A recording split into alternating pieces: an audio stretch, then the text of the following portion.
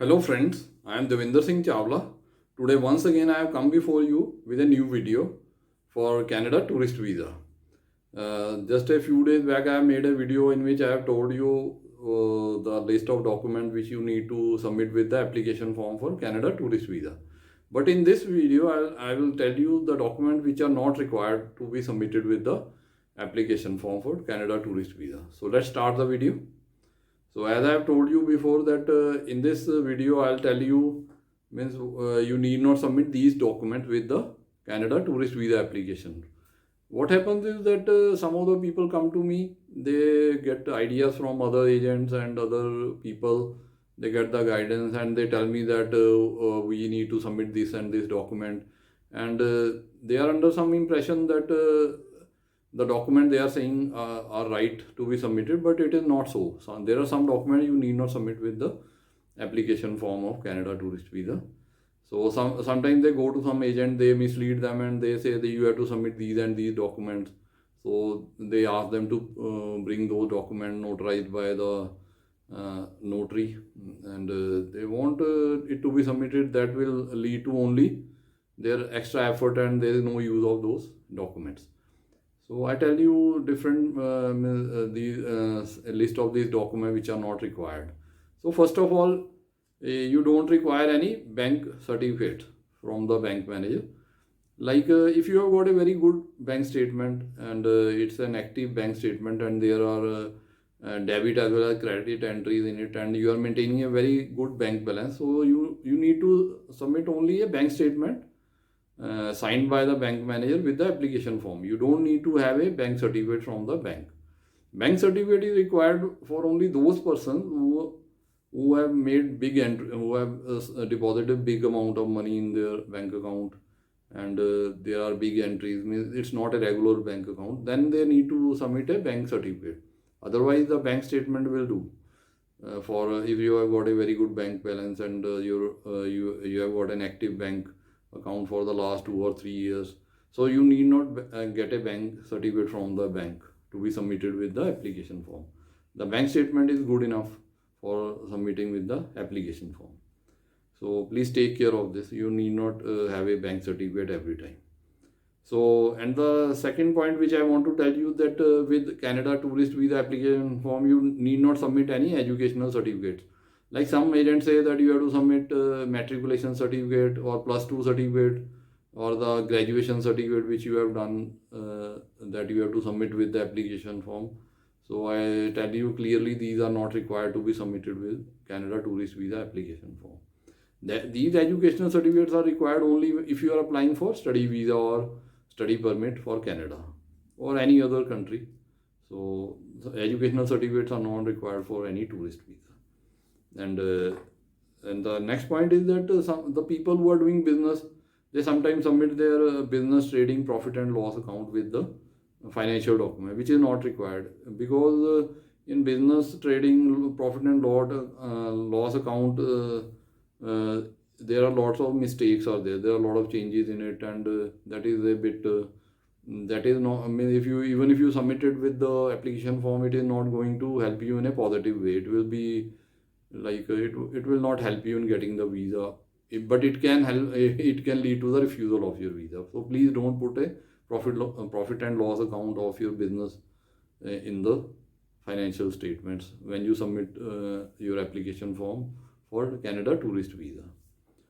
So after that, there is one more point that you need not submit your PAN card, your Aadhaar card or voter ID card as your identification document, because the main identification document which you need to submit with the application form is the passport. Your passport only. Passport is the best identity proof you can submit with your application form. And in the application, in the Canada tourist visa application form, you have to submit 2 notarized copies of your passport. So that is the only and your original passport is also submitted with the application form. So that is the only proof they require. You need not submit any other document. And after this, what I want to tell you is, whenever you submit any document, or when you fill up your application form, please don't commit any spelling mistakes in it.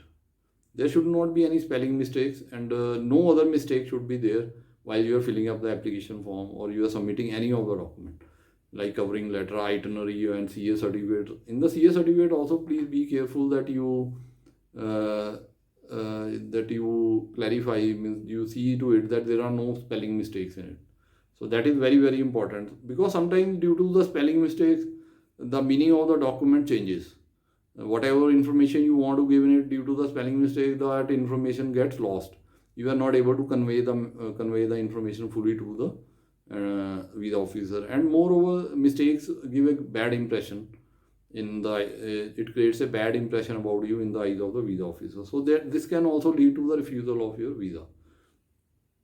And next thing is that I want to tell you is the applicants, the candidates who are going to submit the application form, they are married. Sometimes the applicant is a married, some are unmarried. So the applicant who is married, he or she has to submit a marriage certificate with the application form. So to as a proof of his or her marital status. So in sometimes it is noted that the marriage certificate is in local regional languages. The certificate matter is all in, like in Punjab it is in Punjabi, in Haryana it is Hindi, and in southern state it is sometimes like Malayalam or Tamil or Telugu or Kannada. So they are in the local regional languages. So in that case, you have to submit the notarized copy of that marriage certificate as well as the English translation of the marriage certificate with the application form. So please be careful while submitting your marriage certificate or any other certificate which is in the, like in some states, the even the graduate in the even the what is even the employment letter or other many things are in local regional languages. So you have to submit their English translation as well as the notarized copy of the regional certificate. So be careful. Always submit, like if you have got a employment letter or your even if you have got a like CA certificate, sometimes they have got a letterhead in their local regional language. They should all be translated into English language before submitting it. You need to have a notarized copy of all these certificates, and you have to submit them. And last but not the least, means it is the last point, but it's very important that you should not submit any fake document with your application form. Fake document means like sometimes the agents or your people who are known to you, they say that you submit this document, how visa officer is not going to know about it. Please don't come into their under their influence and submit a wrong document or a fake document or a false information. Even in the application form, you should give only the truthful facts. Whatever the facts are, you should submit it, and you should not submit any fake certificate or any bank statement which is fake, because the visa officer has got a legal right to investigate all the documents which you have submitted, and he can call the bank people as well as your office people and inquire about whatever documents you have submitted. They can even send a person to physically check all the documents, and they can even get the information from all the authorities, those who are issuing all the documents. So please be careful, because if they find out that you have submitted fake document, your visa will be refused, as well as they will put a ban on your entry to Canada for next 5 years. Minimum ban they put on the candidate is minimum is 5 years. For the next 5 years, you won't be able to apply for the visa. So that's a big negative. And please be careful in it, and don't ever do any such type of thing that can lead to your ban on entry to the Canada. So these are all the points which I have told you in this video. I hope you must have got the answer to most of your questions. And if you have liked my video, please press the like button and share it with your friends, relatives and family members. And please subscribe to my channel, so that you can when you subscribe for the channel, there will be bell icon along with that. You press that, so you get the notification for my new video which I post from time to time. And if you have got any doubts in your mind, or you want to clarify some question, you can call me on my mobile number which I have given in the description below. And the offer which I have already given to you in all the videos, that is, you can get your visa file prepared from me free of cost For getting your visa file prepared free of cost from me, you can call me on my mobile number, which is given in the description below, and you can fix appointment with me and visit to me in my office, and I'll prepare your visa file free of cost. So, and one more thing is that I have written a book for you in which I have given you all the given all the details about how to apply for Canada tourist visa without the help of anyone else, without the help of any agent or consultant. By going through this book, you will come to know all the details, and you will come to know what the documents are to be submitted.